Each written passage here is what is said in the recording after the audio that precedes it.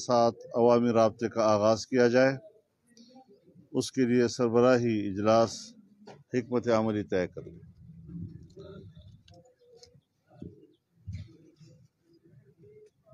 मईशत तबाह हो चुकी है और उसकी तबाही ये सिर्फ आज या कल की बात नहीं है, आइंदा कई सालों तक हमारी मईशत की जुमूद का ये सिलसिला बरकरार रहेगा। हम आइंदा सरबराही इजलास में इस बात पर गौर करेंगे कि मईशत की बेहतरी के लिए हमारे पास क्या तजावीज़ हैं, क्या फार्मूला है, और हम आवाम को इन बुरे दिनों से और मईशत की इस ज़बूहाली से और इस इन्हिताज से कैसे निजात दे सकते हैं, इस पर हमें अपने माहिरीन की रहनुमाई लेनी होगी। इसके अलावा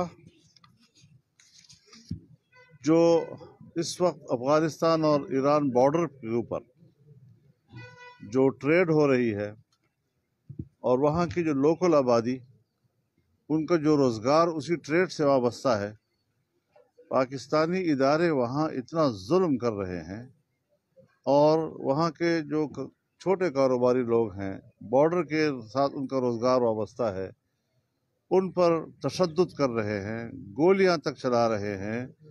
और आज लाखों लोग ऐसे हैं कि जो इस वक्त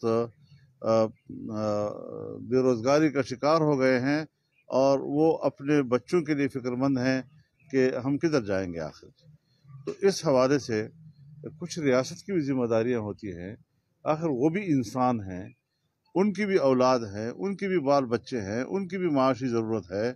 इन गरीबों पर आखिर वो अपने कहर का नज़ला क्यों गिरा रहे हैं। इसके अलावा ये बात भी हमारे मद्देनज़र है कि कोरोना का रोना रोया जा रहा है, लॉकडाउन किए जा रहे हैं।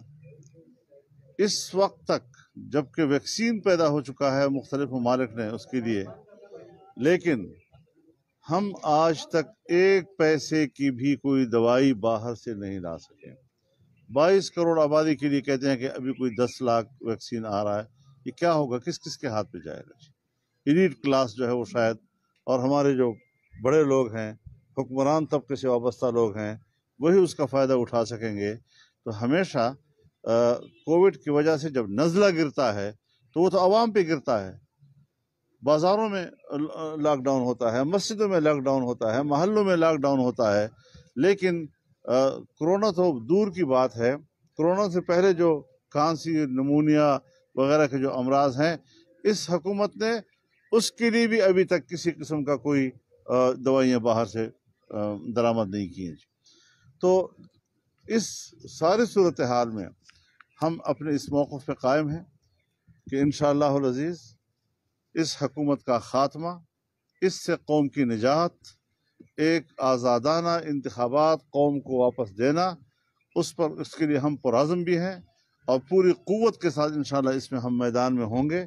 और रमज़ान शरीफ का महीना बहरहाल जब उम्मत मुस्लिमा पे आता है तो बहुत से उनकी मामूलात कुछ वक्त के लिए ज़रा मुअत्तल हो जाती हैं, लेकिन बहरहाल जहाँ तक PDM है, PDM अपनी पूरी क़ुव्वत के साथ मौजूद है। हमारे कुछ साथी जो मैं समझता हूँ कि उन्होंने गलत अंदाज के साथ PDM को छोड़ने की बात की है, लेकिन उनको जो हमने नज़रसानी की अपील की है, उस अपील पर हम अब भी कायम हैं। हम चाहते हैं कि वो नज़रसानी करें इस सूरत हाल पर, और अगर उन्होंने गलती की है तो गलती कबूल कर लेना और तस्लीम कर लेना, और फिर अक्सरियत की जो एक जमहूरी राय होती है, उस राय को कबूल करना और तस्लीम करना, उसके सामने सर तस्लीम खम हो जाना। ये है असल में जमहूरियत के तकाज़े जो हम समझते हैं कि पूरे होने चाहिए। तो ये चंद बातें जो इस वक्त कहते हैं कि जुर्रत कैसे हुई PDM की आदत की एक जमहूरी जंग लड़ने वाली पार्टी को नोटिस भेजने की, शायद हकान अब्बासी और मौलाना साहब, ये बातें हो चुकी हैं, इस पर दोबारा हम बातें करें। जी सोलंगी अब स्टेट बैंक जो है आपका दिया जा रहा है, जिससे पाकिस्तान का कोई इदारा नहीं पूछ सकेगा آپ کی پوری معیشت جو ہے گروی رکھی جا رہی ہے، تو اس کے بعد آپ کیا سمجھتے ہیں کہ پاکستان بچے گا؟ پھر یہ تو پاکستان کا سودا کرنے والی بات ہے۔ صاحب کل بھی پیپلز پارٹی کے مرکزی سیکرٹری اطلاعات منظور نے بیان جاری کیا ہے، آج فیصل کریم کلی نے بھی وہ PDM کے اجلاس کے حوالے سے اور میڈم مریم نواز کے بیان کے حوالے سے کہ مریم نواز کہتی ہیں کہ پنجاب حکومت یا حکومت ہم نہیں گرانا چاہتے، ہم چاہتے ہیں حکومت مدت پوری کرے، تو وہ کہتے ہیں کہ نون لیگ نے ڈیل کر لیا حکومت پوری کرانے کے لیے، الزام ہمارے اوپر لگایا جا رہا ہے۔ ہمیں وہ بیان دکھایا جائے کدھر ہے؟